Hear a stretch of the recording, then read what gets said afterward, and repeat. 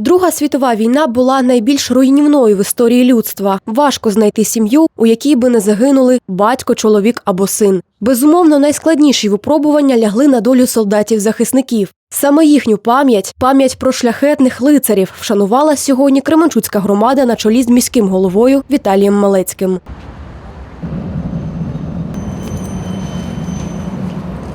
У пам'ятному маршруті меморіальні місця Кременчука пов'язані з визвольною боротьбою нашого народу проти нацистів.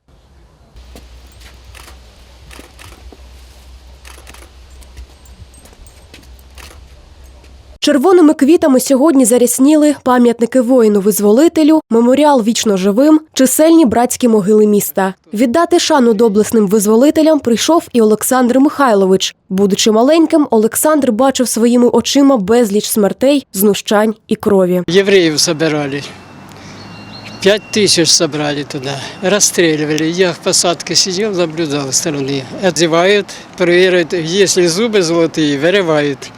Тут же рвут на месте их, кричит, ойки, крики. И когда на кладку выходили, их с пулемета расстреливали. Кто ранен, кто с страха падал, все туда.